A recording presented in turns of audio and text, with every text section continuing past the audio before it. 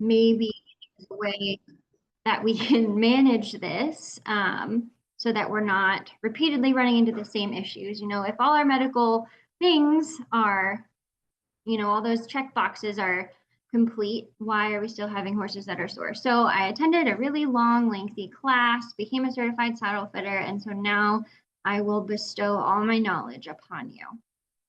But I am going to try to keep this as relevant to polocrosse as I can. There's a lot of things that apply to English saddles and Western saddles that do not apply to the saddles we use to play polocrosse. So I'm going to try to stick to those aspects as much as possible. So here we go. So I'm going to talk about anatomy just a little bit. There's not going to be a quiz. You don't have to remember anything that I say. You just have to, glassy-eyed stare at the screen and remember that it's complicated and there's a lot to it. We're going to look at some signs that you may have a poor fitting saddle. Then we'll talk about what a saddle fitter can actually do to help you.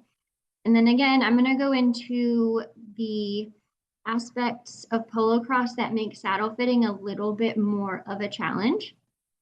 And then because it's always on everybody's mind when they have a horse with a sore back, I'm going to touch very briefly on kissing spines. So we're going to start with a quick anatomy lesson. And the main layers that we need to look at in the horse are going to be bone, ligament and nerve tissue, our muscles, and then even the skin and hair of the horse become a really important aspect when fitting a saddle and when dealing with a horse that potentially has some soreness issues. So there are a lot of vertebrae in the horse's back. There's 7 cervical vertebrae, there's 18 in the thoracic region, there's 6 lumbar, we've got 5 fused to make up the sacrum, and then they can have up to 25 caudal vertebrae in the tail. So there's a lot that can be going on here, and there's a lot of variation between animals, but what we're going to focus on are our thoracic and lumbar vertebrae, because these are the regions of the horse that interact with the saddle the most and the rider. And these are the regions that we see most commonly impacted by a poorly fitted saddle or a well-fitted saddle for that matter.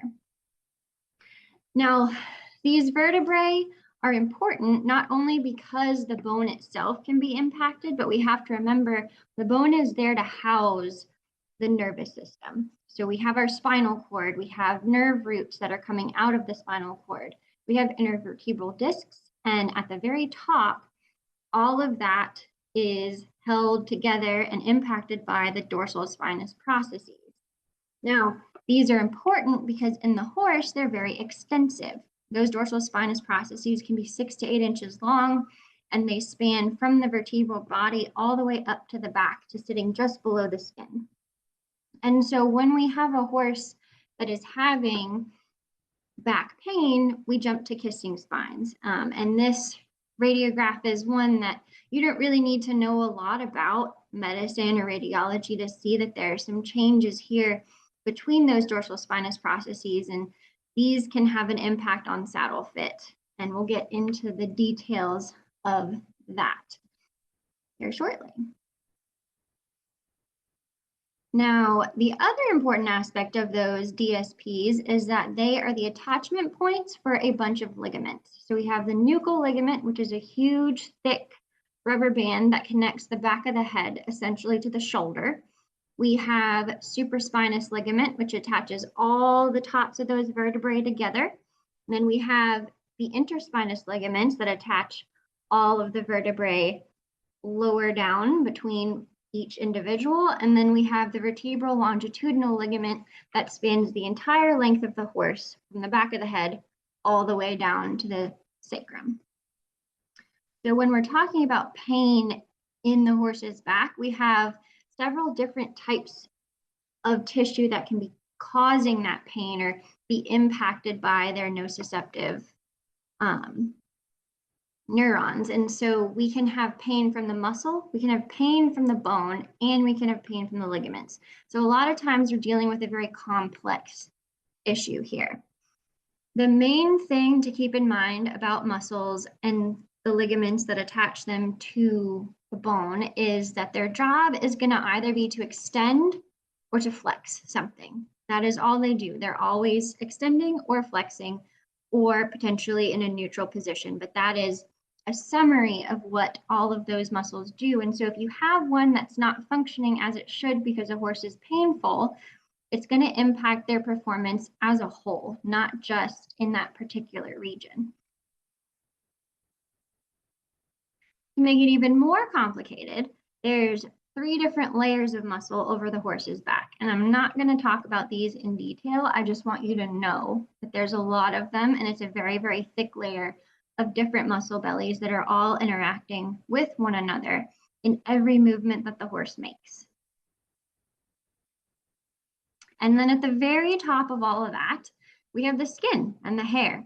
And a horse that's very sensitive is going to be very heavily impacted by anything that we put on them. And then even your toughest of horses, even your ranch ponies that are out working all day, are going to be impacted by a buildup of heat, dirt, and sweat under their saddle pad or under all of their equipment. So it's important to consider everything that you're putting on your horse, how long it's making contact with the skin, and then how you are taking care of it afterwards, and then taking care of the horse afterwards. That's why it's so important to hose a sweaty horse, and then to make sure that they're clean before you apply a saddle or a saddle pad, because you can create a lot of issues just from those superficial dirt and sweat marks. Another thing that is a little bit more prominent in the English competition world, but I do see it in polocrosse, is body clipping.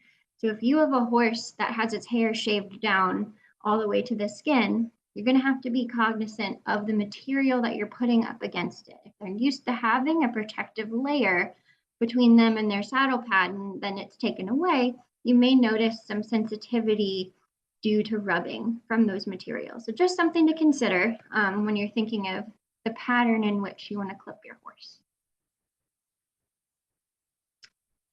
Now we're going to talk about a little bit of a different kind of anatomy, the anatomy of the saddle. This is also very, very important when we're considering what we can do to a saddle to make it fit a horse, or why it doesn't fit well, and what we can and cannot change about each individual saddle. Just like with horses, there's only so much you can change about the way that they look. A horse that is conformationally unsound or not suited to their discipline can't be altered physically to change those aspects. It's the same with a saddle. If you have a saddle that is designed at its skeletal base to be a dressage saddle or a roping saddle or a jumping saddle or a polocrosse saddle, you can't do a lot to change its purpose and its suitability for that purpose.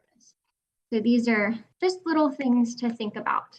Now we have 2 main types of saddles that we see in polocrosse the most.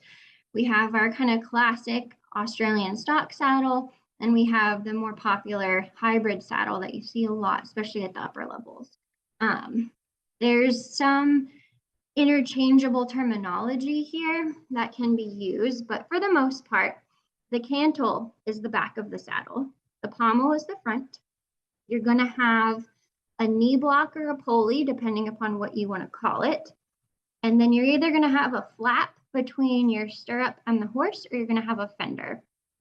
And then the main difference here is you're going to see saddles like the more standard stock saddles have a true panel that's either filled with wool or air or some other material. And with the crossbred type saddles, you have more of a Western style skirt. Underneath that skirt, you can have a thick fleece or a wool, or in some cases, a neoprene that's shock absorbing. But there's a little bit more rigidity to those skirts than there are to the panels. Now, the skeleton of the saddle is the saddle tree, and the tree of the saddle dictates the shape and everything else that's attached to it. So this is a saddle tree example for an Australian style saddle. So you can see underneath all the leather and webbing and maybe synthetic materials, at its core, you still have the pommel, the cantle. You have a seat, which is where you sit, and then you'll have your knee blocks or pulleys. In pretty much every discipline, the stirrup bar is going to be attached directly to the tree. And that's why it's so important to consider not only the shape and positioning of where those stirrup bars are, but the fact that they are attached to the tree. And when the rider shifts their weight, it shifts the entirety of the saddle, regardless of how much padding or cushion you have there. Now, when things start to go awry and we have a poorly fitted saddle, we can have a variety of different outcomes. We can have kind of this very extreme example of a saddle sore and scarring there in the upper right. Have kind of a less severe example on the left. And then one thing that I see very commonly overlooked is just a change in muscle development. So if you have a poorly fitted saddle or a saddle that's sitting unevenly on a horse, you can have not necessarily soring and scarring, but you can just have muscle atrophy in that location. The horse is not going to want to engage their muscle belly where there's pain. And so they'll start to develop divots behind the wither and then overly developed musculature in other areas to compensate. And so those patterns can be a little bit harder to recognize. And so I think it's important to become well acquainted with the way that your horse is shaped and their symmetry so that you can start to notice those more subtle changes. And so this is a few examples of just more subtle changes that you can see. You'll have uneven sweat patterns. You can have white hairs that are indicative of scarring in the muscle tissue below. You can have overly developed abdominal muscles, which is something that we don't really think about as being impacted by saddle fit. But the horse doesn't want to engage their back. They're going to need to compensate in some way.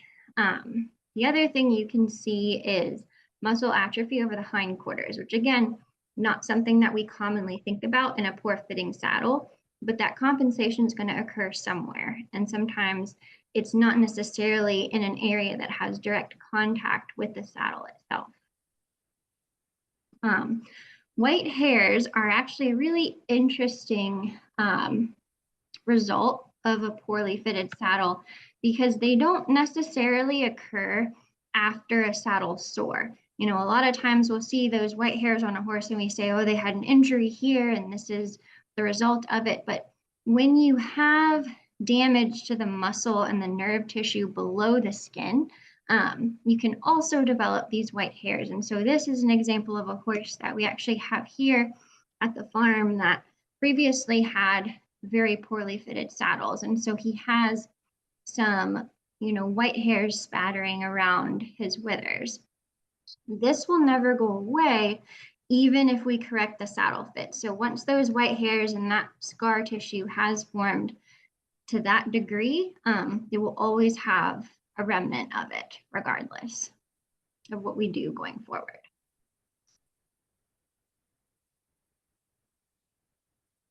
Now, aside from the obvious physical changes, sores, white hairs, muscle atrophy, early on in that process, we can have just behavioral changes. Ear pinning, tail swishing, horses that are girthy or cinchy and resentful when you tack them up. And then the more extreme bucking, rearing, bolting, or just refusing to perform certain movements. Horses that decide to stop at jumps, don't want to go on the field to play. Barrel racers will normally say they're running up the wall or don't want to go in the alleyway. All of these are signs that something is uncomfortable and can be a sign that the saddle is an issue. But it can be difficult to interpret because those are also signs of a lot of other ailments, gastric ulcers, lameness, or even just a training issue. And so it's important that we take the time to consider these issues when a horse presents them to us and try to get to the bottom of why they're occurring, because it's not always as obvious as we would like for it to be.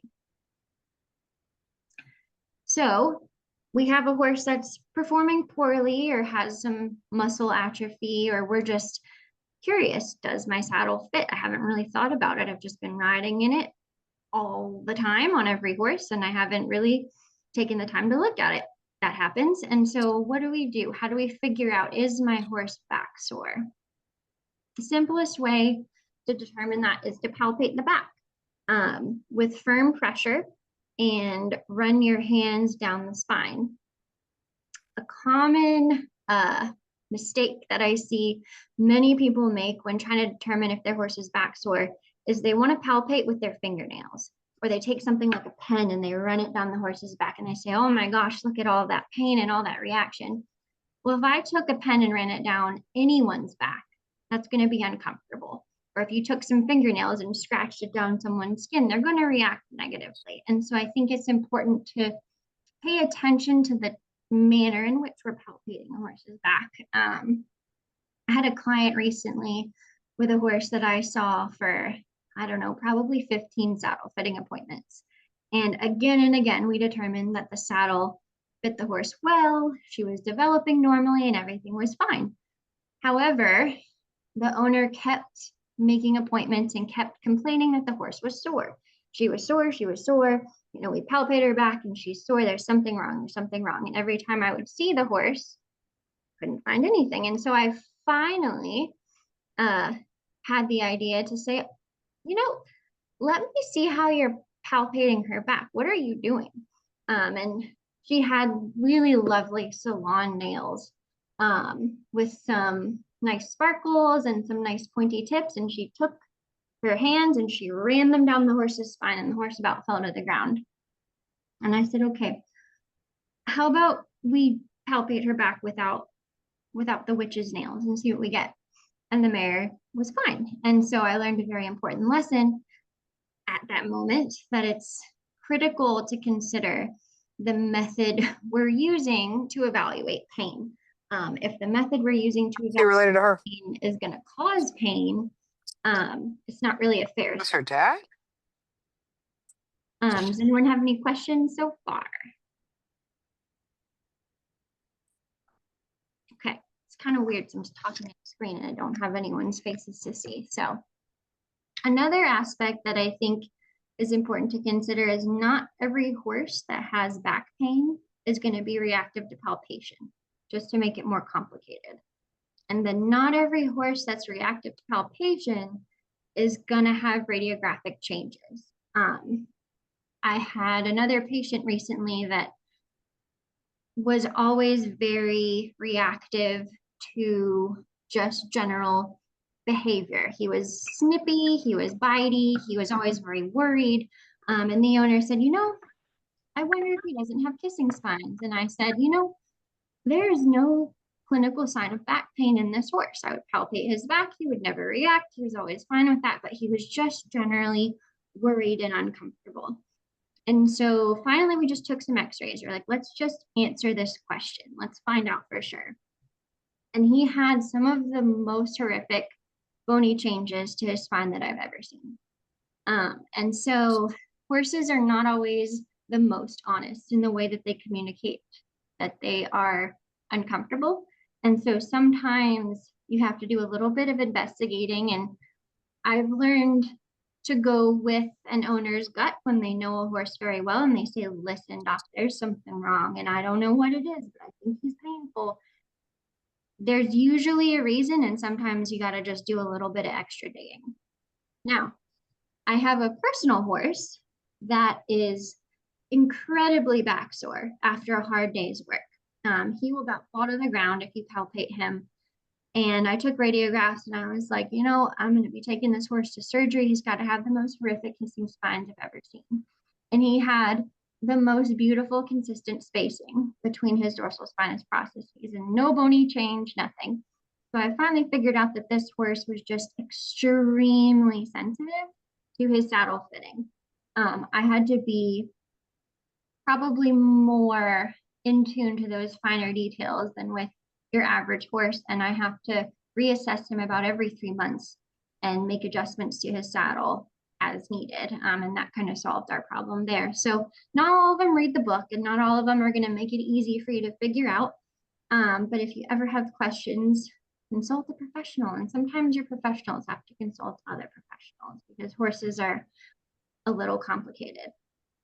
So once we've figured out that our saddle is potentially a problem, or even if we don't know if it's a problem, we want to evaluate it, call a saddle fitter. We are certified, supposed to be, and what we do really well is assess not only the shape of the horse, but the way that they move. Usually when I do a saddle fit appointment, as long as I have the appropriate amount of time and to do it properly, not only do I look at the horse standing still, but I watch them be jogged in hand. I watch them walk in hand. I want to know the way that they utilize their body, because a horse that has a certain posture standing may not have that same posture when they're moving. You know, we have some very excitable thoroughbreds that may have their head down in a neutral position when they're standing. And then when they're going along, you're like, well, I better put a tie down on this thing or I'm not going to have a face at the end of this ride. And so they kind of turn themselves inside out. And then you can have the opposite. You can have a very plain looking animal that when they're asked to perform, engage their back, engage their hindquarters, and they turn into a completely different shape. And so that's something to consider as well. And then obviously we want to look at, what does this horse do for a living? You know, what are we trying to fit a saddle for?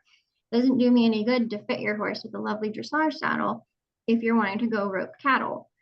And it doesn't do me any good to fit you with a polo cross saddle if you're wanting everyday eventing. So all of these aspects are really important. But the other thing we need to think about is individual preference, and that's where it can get a little bit complicated. Certain horses do prefer certain types of pads. So even if they have a very well-fitted saddle, they may really like a thin line pad for that impact protection. They may just be very sensitive. And some horses are just very, very sensitive to even the smallest lack of fit in their saddle, and no amount of padding is going to change the way that a saddle is actually shaped. So that's where we can run into challenges there. Any questions so far? Take a sip of my coffee. So if you're having a saddle fitter look at your horse, or if you are trying to evaluate the fit of your saddle, which you'll be hopefully an expert in after this little PowerPoint, the first and most important thing is to put your horse on flat ground and stand them square. Have someone to help you with this. This is an example of a horse standing very square. He's also very fat, but we're not here to body shame anyone today. We're just talking about posture and position. So it took me probably 20 minutes to achieve this square stance with no help. So make sure that you have someone to give you a hand, because it's very important to make sure that they're standing evenly to evaluate their symmetry. So again, this is square. This is not square. Resting a hind leg is going to change the entire shape of their back, all the way from the wither to the lumbar region. And it's very hard to get a horse to stand on both hind limbs evenly without a helper. This is also not square. Looking for a cookie because you've been standing for 20 minutes while your owner is trying to get the perfect picture is not helpful for saddle fit. This is also not standing square. Swatting at flies, stomping, and, you know, shuffling around is not helpful for saddle fit. Square, very, very important, and the most common mistake in trying to assess a horse's posture. Now, if you were paying very close attention, you might notice a little bit of white hair here. Another thing that can cause deep scarring in our horses and leave us with white marks over the withers in the back is a poorly fitted blanket. Even a light blanket, like a rain sheet or a fly sheet, and that's what this was from, can cause that. So those things are really important to assess. Also commonly overlooked, but check those blankets every day and make sure they're not putting unnecessary pressure on your horse's back in uncomfortable locations. So what I did was I took two of my fat horses that are very different shapes, and I looked at the saddle that I usually play in on each of them. And so I want to show you why that saddle fits one horse well and fits the other horse very poorly, even though you would consider them both to be probably a wide tree. So if we look at the saddle on this horse's back, we can see that the contour of the seat and the contour of the skirt fits and follows the back pretty well. So we don't have a lot of gapping. When we look at the front of the panels or the skirt and we look at how it interacts with the withers, we don't want to see a huge amount of space, but we also don't want to see it digging into their back. So you want to be able to not only have the fabled at least 3 fingers of clearance over the withers, but you want to be able to run your hand under those panels without having to lift the saddle off the horse. So these are just a few things to look at that can help you get an idea, you know, does this fit or is there potentially a problem? Now, this horse is also probably morbidly obese, but has a very differently shaped back. You can see pretty clearly that the contour of her withers all the way to her lumbar region has very little change. And so this saddle might potentially have some issues given that it fit a horse with a defined wither very well. So in this picture, you can see the saddle is sitting in the same position on the horse, but even without walking around to the back, we can see there's a huge gap in the back of the skirt between the bottom of the saddle and the horse's body. Looking at it from behind, got probably about 3 inches of clearance between the saddle and the horse. So we know in this scenario that there's going to be some pressure points elsewhere that are not going to be even. Looking at the wither, you can see there's a huge gap here as well. So something that's important to consider is if you have a gap at the front of the saddle between the bottom of the panel and the horse and one at the back, it's got to be touching the horse somewhere. So all that remains to be touching the horse is the actual center of the tree. And so you're going to have a massive pressure point right at the base of the wither. Take shot hand. He literally has a name when he coconut out here. Opposite can happen if you have a horse with a very defined picture of their back and then a very flat shaped saddle. So you can end up with pressure points at the wither and the lumbar spine and have a huge amount of airspace in the middle. The only way to look at that is going to be to get your hands in there and feel under those panels. Now, this horse still has like 4 fingers worth of clearance here. And so it's important to realize that that's not the only aspect of saddle fit, but that's a lot of times the only thing we're looking at. Okay, is there enough distance between the top of the wither and the pommel of the saddle? Great, then we're good. But in this case, we have a ton of clearance, but this saddle is going to be a very poor fit for this horse.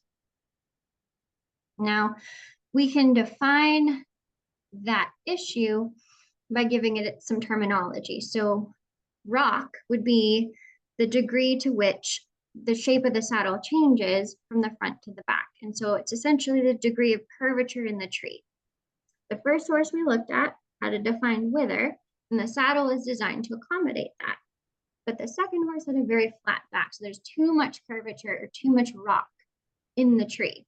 Now, one way you can look at this without even having to put it on a horse is to just place the saddle on the ground and look straight down the gullet. The gullet is the centermost point of the bottom of the saddle between the panels. There we go, my little arrow here. And so when you stare down the gullet of the saddle, if you can see the front of the panels without being able to see the back, which in this case is true, then you have a pretty significant degree of rock. If you were able to see the bottom of those panels at the same time, you'd have a tree with a lesser degree of rock, more appropriate for a horse with a flatter back. The other thing you can do is just put it on a fence post or a fence rail and see if it moves. So I took this little video earlier today. See if I can get to play again. And I just looked to see if the saddle would move. And so I can tell here that the middle point of the panels are sitting on the wood and the rest of the saddle rocks back and forth like a little rocking chair. Now, if that is happening with your horse, it can make them pretty uncomfortable. So I went ahead and did that with this mare. I couldn't show you the rocking and video her reaction at the same time. So this is what you get when you have a very poorly fitted saddle. You can have a horse hitting their ears, grinding their teeth. Sometimes they'll be kicking out. And if she hadn't been tied, I probably would have gotten bitten too. And so different horses can have more or less severe reactions, kind of depending on their personality. But it's important to watch for those smaller signs of resentfulness when you are evaluating saddle fit. So another thing that we do as saddle fitters is make tracings of a horse's back. These are a great method to help you evaluate any asymmetry that may be there. Short of literally just climbing on top of the horse or getting on a huge ladder, making them stand square while you do that and looking at their shape, this is probably the most useful method that you can use. So what we do is we take a little flexible curved ruler and we place it first over the horse's scapula. So at the highest point of the wither and then over the shoulders is going to be the widest point of the shoulder that the saddle is going to have to be interacting with. And so we take a little measurement there, and then we literally just take the curved ruler, put it on the horse, and then put it directly to your paper and trace it. And so what you can see already here is this horse has a much more developed left shoulder compared to the right.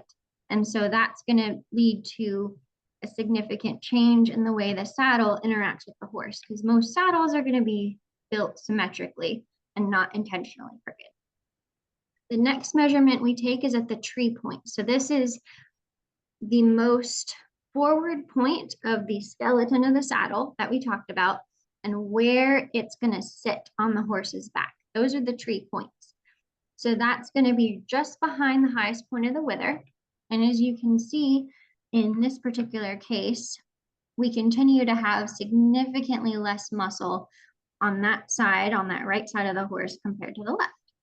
So something we may need to compensate for. Next, we take a tracing at the base of the wither, which is going to be the lowest point behind that little curvature there. And this gives you an idea of how much of a difference you're going to have between the highest part of the back and the lowest, and how quickly that saddle is going to have to change shape in order to fit. Finally, we go all the way to the 18th rib, follow it up to the back and take a tracing there. This is the most caudal or farthest towards the tail point where the saddle should be interacting with the horse's back. And so from there, we can evaluate their entire shape. So we make a tracing of the top line and can see not only how wide is the horse, where do they have asymmetry, but how much change and curvature of the tree or rock does the saddle need to have in order to fit well. Now, even if we have the best fitting saddle, the thing about our sport that sets us apart and gives us some additional challenges is that our position has to change pretty dramatically throughout the course of practice or a game. In dressage, you're going to have a rider sitting in almost exactly the same position for the entirety of their ride. And so there's not a lot of weight shifting that needs to be compensated for. The same goes for most jumping sports, show jumping, eventing. Most of the time, the rider is going to be up out of the saddle with a few small changes to their upper body position, but generally, they're going to stay over the middle of the horse.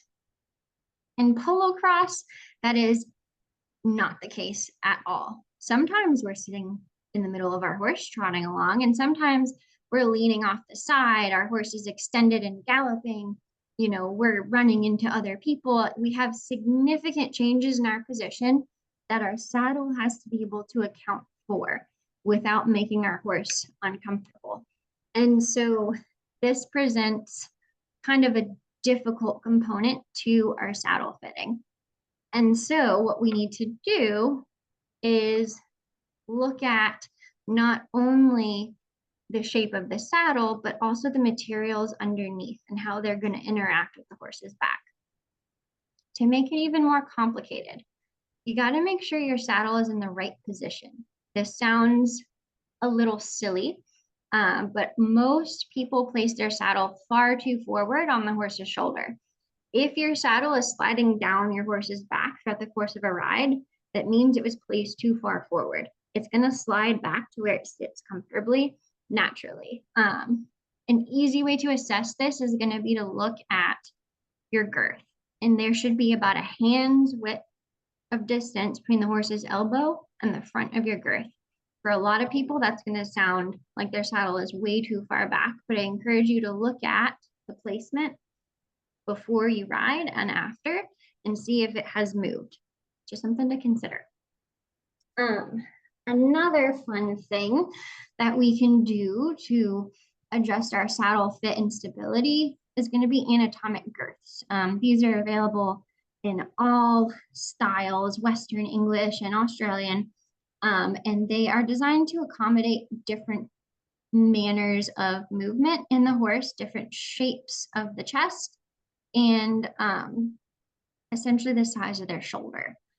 The other thing you need to do is make sure that your breast collar is adjusted properly, that it's not too tight and not too loose. You want it to allow for movement while still keeping the saddle in place when we're leaning off the side and, you know, marking each other up aggressively.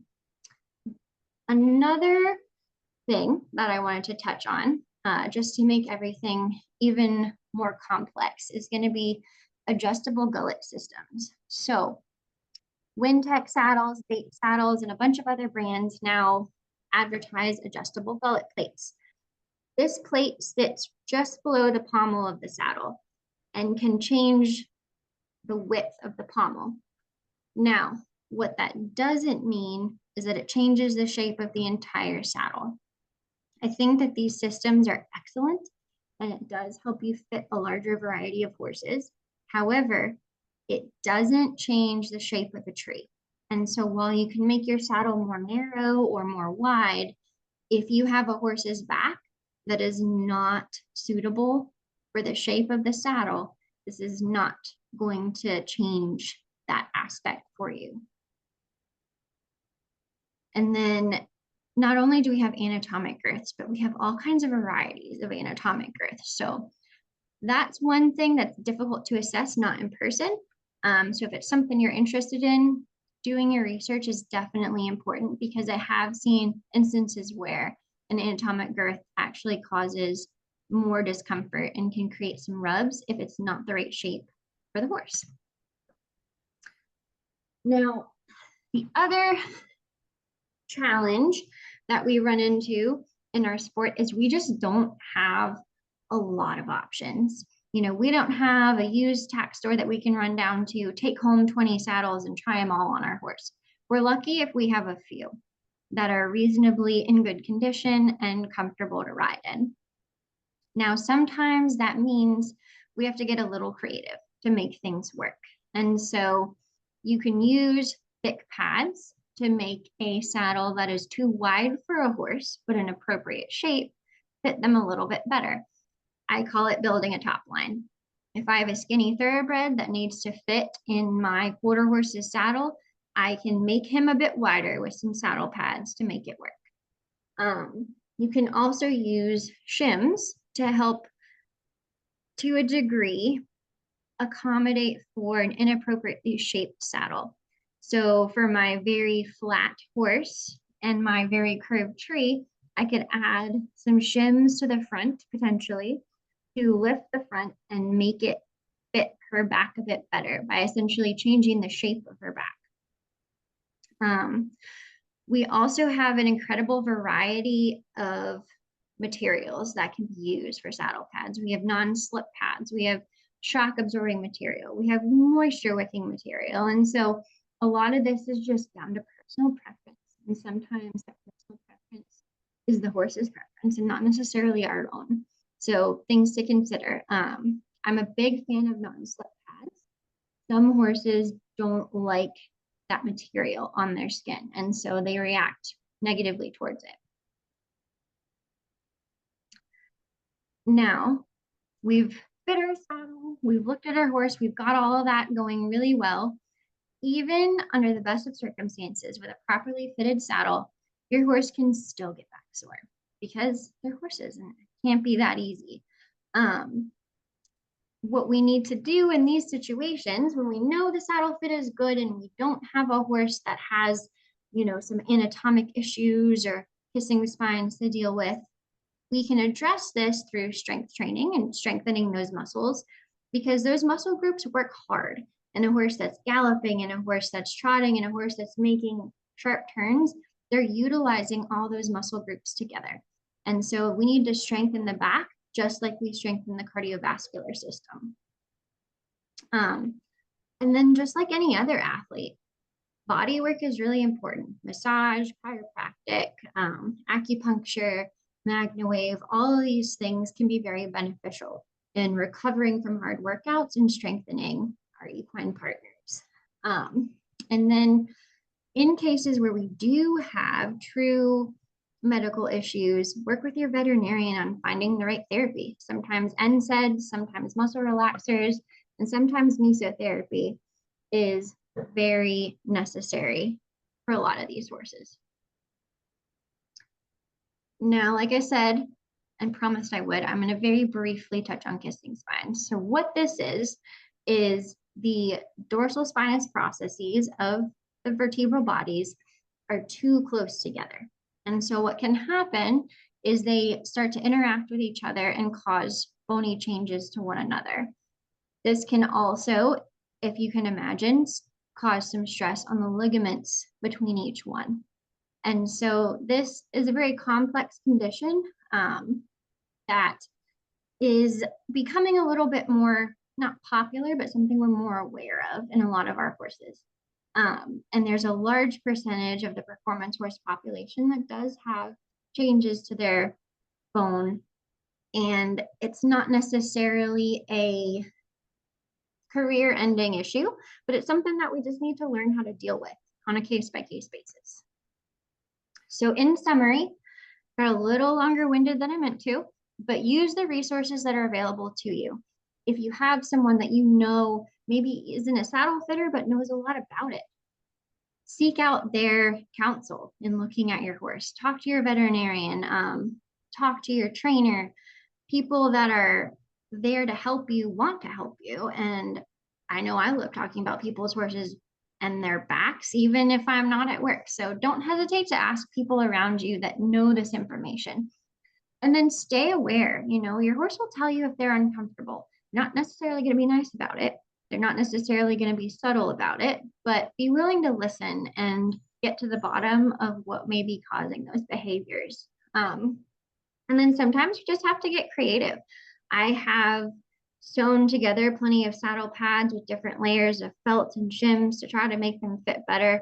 I built some inserts for one of the local mounted patrol units to help their saddles follow the curvature of their horse's back a little bit better. You'll be surprised what some of those small things do to impact your horse's comfort level, and they're 100% worth experimenting with. And that brings me to the very end of my little lecture. So if anyone has any questions, I'd be more than happy to answer them. When you're dealing with a horse who has, a change in body, so whether it be you just got them and you're working on building top line, or even, they had the winter off and you want to build top line, what would you do to approach a situation where the saddle fit is going to change as they grow and change? That's a very good question.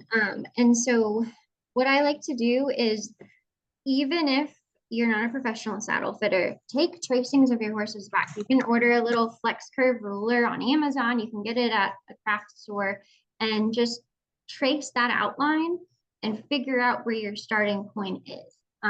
One thing that I routinely advise people against is buying a perfectly fitted saddle to a horse that you know is going to change shape, because it's going to become a problem down the road. The other thing you can do is just take some pictures. take a picture of your horse from the side, from the back, and then over the top of their back so that you can look at their current shape and then see how you can potentially accommodate it.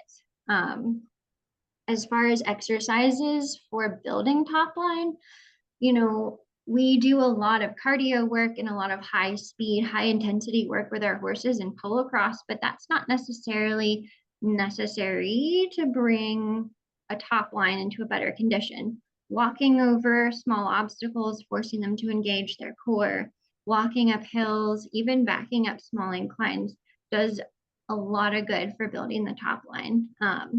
And so while you're building it, keeping track of it and evaluating your horse routinely, I think is very important.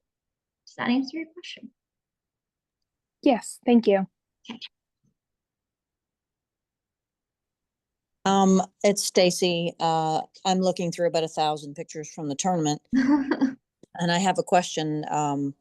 Something I see almost every set of pictures is that we have a lot of times when we're moving in the saddle as players where the back of the saddle elevates a good bit off the horse's back. And I think if you guys watch other players, you'll see this some. If you look for it, you'll definitely see it. And if you look through a lot of still pictures, you'll see it a lot as well. In the endurance world, they have something called center fire rigging or Y rigging.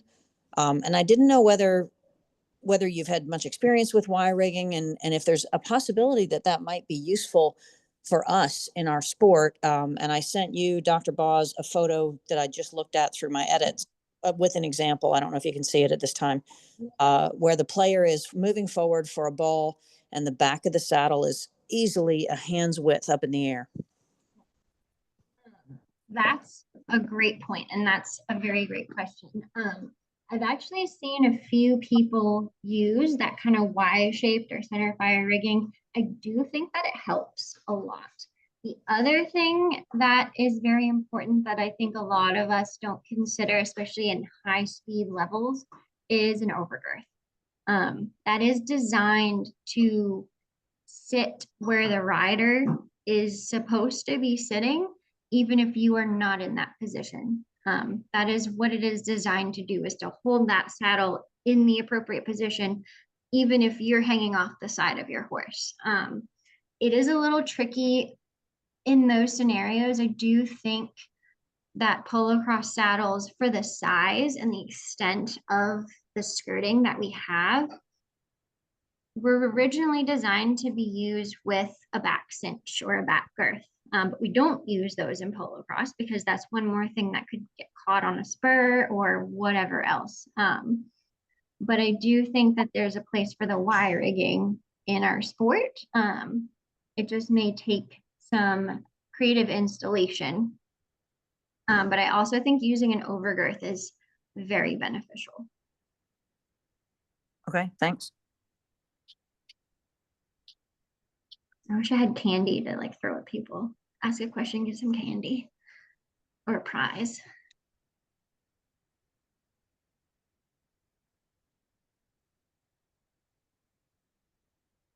There are no stupid questions. Another question I for have one. me, I guess. Oh, no, go ahead. You showed that picture of Satellite earlier, and you mentioned Yes. that you were on fall watch, so I was just wondering when he's due. He's due any day now. Pretty sure it's gonna be twins. So we're very There excited. you go. Person is kind. Good Oh, luck. yes. Thanks.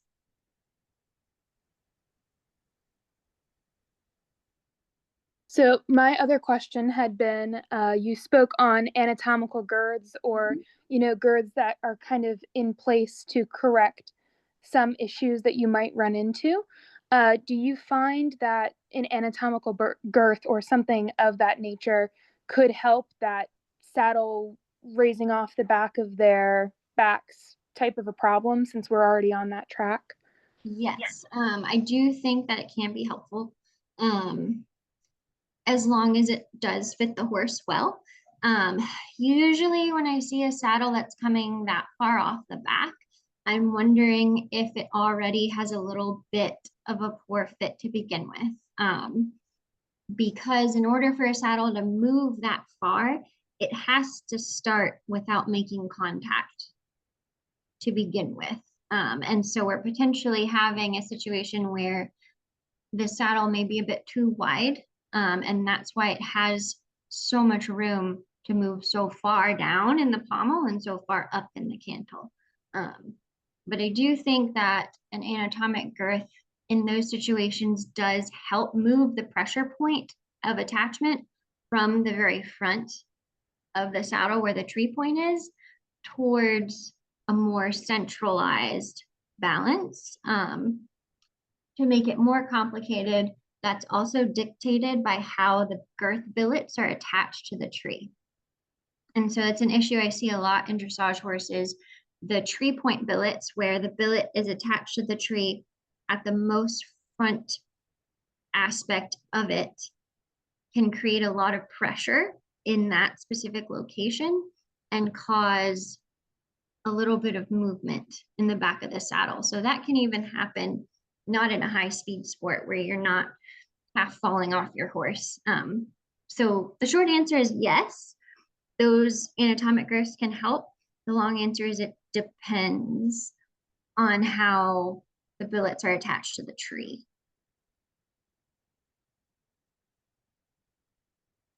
Awesome. Thank you.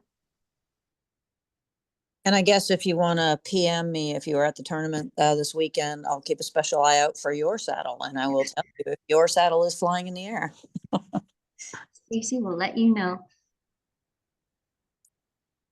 So Bastiana, I was really interested about the saddle pad suggestions and everything, and I'm just curious, like, would you say that for a sport like polocrosse, where we are working our horses hard in 18 minutes, well, a little bit more because they have some time off, but there's a lot of heat buildup. And if we're only doing 6-minute chukkas, it's not a whole lot of time to take a saddle off, cool them off, whatever. Do you think that there are specific blends of saddle pads that would help that process? Like, is a wool blend saddle pad better than a cotton or whatever? Like, I'm just interested in your thoughts on that. Yeah, no, for sure. You're absolutely right. Wool would probably be my first choice for heat dissipation. There's probably a million studies on different saddle pad materials, and we know that wool is by far the best at moving heat from the horse's back quickly.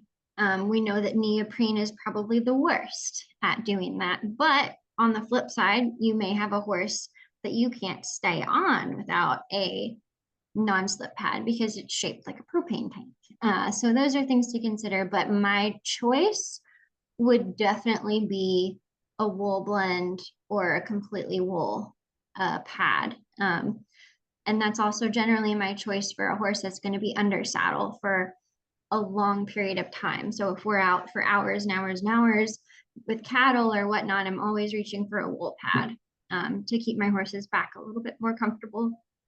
And I find at the end of the ride, a lot less sweat built up and a lot less grime on their back from the pad. So yeah, wool is a great option. All right, thanks. I agree with that too. Like, I've only owned one nice all wool. I had an Australian stock ASH pad, and I literally have, it's like gone. It's just shredded because I've had it for so long, and I just haven't gotten around to replacing it. And I know that when I would take that off, there was a lot less sweat underneath. So I'm glad to hear you agree. I think I need to get another one. Thanks. They're always expensive too, though. They are, but you know what? I had it for, like, my horse. I've had my horse now for 14 years. So come on.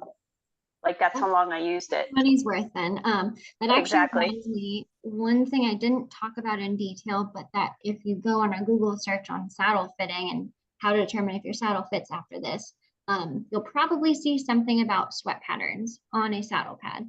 A lot of people really, really enjoy taking off their saddle pad and just evaluating it super intensely for what those sweat patterns look like. And I think that that's a good component to look at, but not something to be overly obsessed with, because like we just discussed, the material itself is going to have a huge impact on what those sweat patterns look like. And then in a sport like ours, where we're not sitting evenly on the horse's back, that's also going to have a huge impact on it. We do think that those sweat patterns are helpful, but not the be all end all of does this fit or does it not. This was a really great presentation. Thank you so much. Thank you for coming. I appreciate you guys. I have a question. So I don't use them, but some people like the really thin saddle pads, like, your all-purpose saddle pad or your dressage saddle pad. Do you think there's a big difference between like the thicker saddle pads versus those? For sure. For sure. If you have a thin pad, it's really just there to keep the saddle clean and look nice. It doesn't do a whole lot as far as helping with shock absorption or stabilization. And, if I'm riding in my jump saddle, that's not really something I'm worried about because I intend to stay in roughly the same point of balance on my horse. I'm not really worried about making them sore from that. But I don't necessarily think that those are the best option for what we do. Now, the caveat being the more standard stock type Australian saddles with panels that are filled with wool or air or whatever other material, those are going to allow for a lot more shifts in the rider's balance without causing major pressure points on the horse. So those are a little bit more equivalent to like an English style panel, but the skirt style, especially of like the crossbred type polo cross saddles, I don't think are very well accommodated by just a thin English style pad, in my opinion. They are easy to wash though.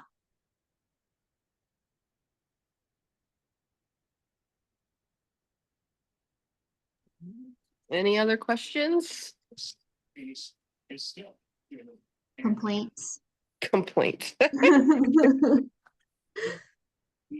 How do you feel about like some Western saddles are like super heavy? Like, do you think that affects, their back or, Sure. yeah. Yeah, absolutely. Especially because a lot of those saddles are designed for ranch work. And so they're going to be on the horse all day long. And so I know, here when we have our ranch horses out working, they're working anywhere from 6 hours to 18 hours on a long day. And that saddle's not coming off. And they're heavy. They're very heavy. They can be upwards of 60 pounds. Now that's necessary to some degree, especially if you're roping large animals or carrying lots of gear. But the trade-off is every little pressure point where that saddle doesn't fit that horse is going to cause major changes, even in the short term. And I do see a lot of horses that have heavy saddles that work for long periods of time, have a lot of that significant scarring from that deep muscle bruising that does occur. So I'm a big fan of light tack if you can get away with it in what you're doing.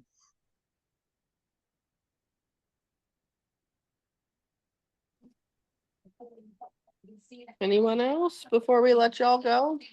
Bueller. No. All right. Well, I'm sure if you guys have questions going further, Dr. Bastiana would, appreciate not to be bombarded too much, but I'm sure she'll answer some of your questions if you have them. Sure, always happy to. And yeah, well, thanks everybody for joining. Bet Lisa's sad for missing it, but she'll be able to watch it because it was recorded. Thanks everybody. Yeah, I know. Horses, always issues. But all of these are recorded, all the previous ones. I know Lisa wants to like make sure everybody knows you guys can go and rewatch them. But anytime we have them, we appreciate people jumping on and joining and being engaging and asking questions. So thank you so much, Dr. Bastiana. This was great. I know this is a huge thing about, when we're riding and playing and stuff. So we appreciate you. Thank you guys. Good night, everybody. Thank you. Good night.